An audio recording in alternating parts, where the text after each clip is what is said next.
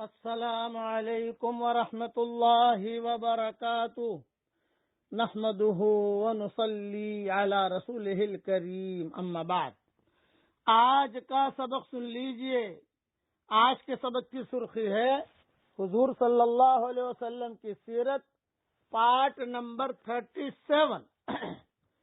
آپ صلی اللہ علیہ وسلم کی عمر 35 سال کی ہوئی، ابھی نبوت ملی نہیں ہے، لیکن کبھی بھی حضور صلی اللہ علیہ وسلم نے کوئی بھی مشرکانہ کام نہیں کیا۔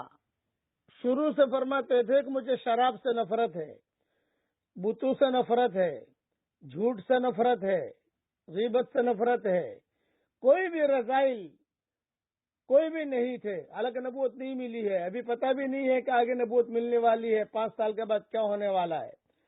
حضرت علی رضی اللہ تعالیٰ عنہ فرماتے ہیں کہ میں نے حضور صلی اللہ علیہ وسلم کو یہ فرماتے ہوئے سنا کہ مجھ کو جاہلیت کی کسی بات کا کبھی خیال ہی نہیں آیا۔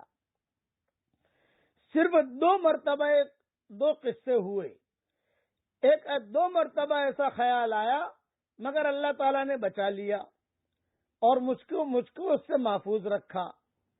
ایک رات میں نے اپنے ساتھی سے کہا، جو میرے ساتھ بکریاں وغیرہ چرایا کرتا تھا، پارٹنر بھی تھا، تو میں نے کہا بھی تم ذرا بکریوں کی خیر خبر رکھنا، میں مکہ جا کر کچھ قصے کہانیاں سن کر آتا ہوں، تھوڑا موڈ ہے کہ میں تھوڑا گھوموں پھروں مکہ جا کر۔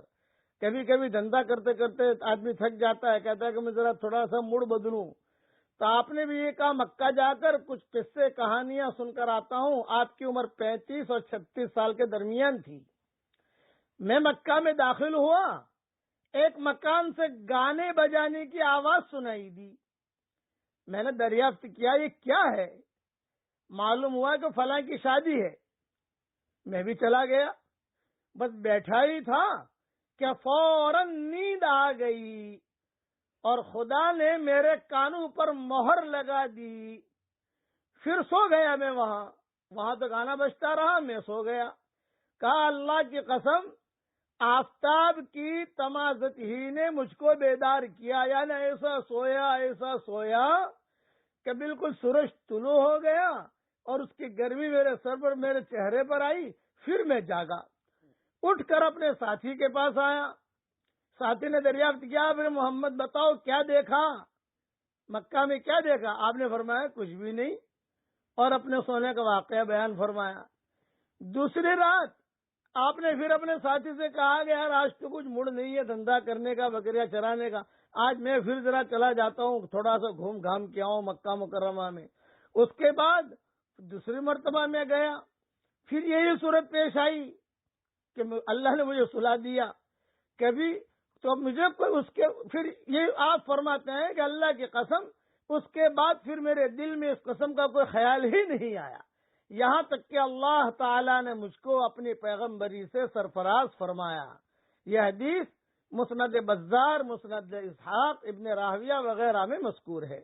حافظ ابن حجر فرماتے ہیں کہ اس حدیث کی سند متصل اور حسن ہے، اس کے تمام راوی مضبوط ہیں۔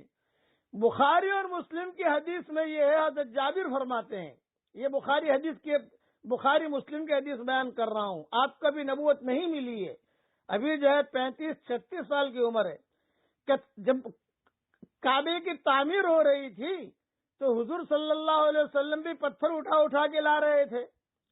آپ کے چچا حضرت عباس نے حضور سے کہا کہ بیٹا محمد، اپنا تہبند کھول کر کندھے پر رکھ لو تاکہ پتھروں کی رگڑ سے محفوظ رہو۔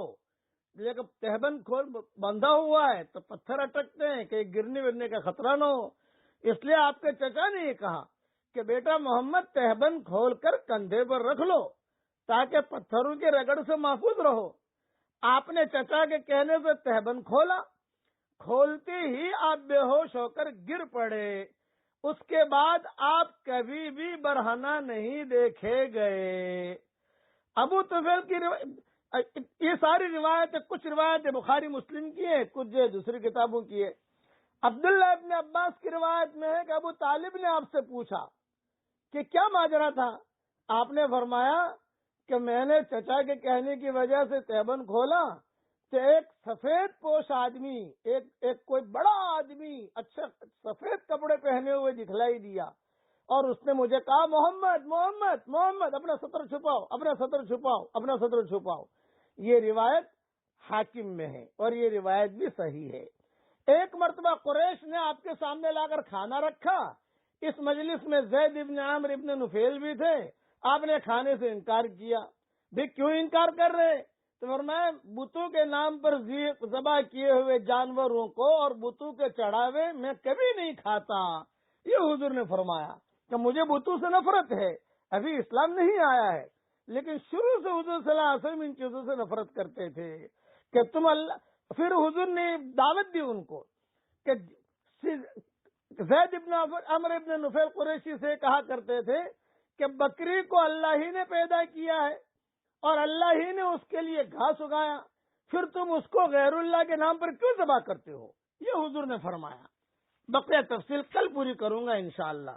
اب پڑھ لیجئے میرے ساتھ، اشہد ان لا الہ الا اللہ واشہد ان محمد رسول اللہ۔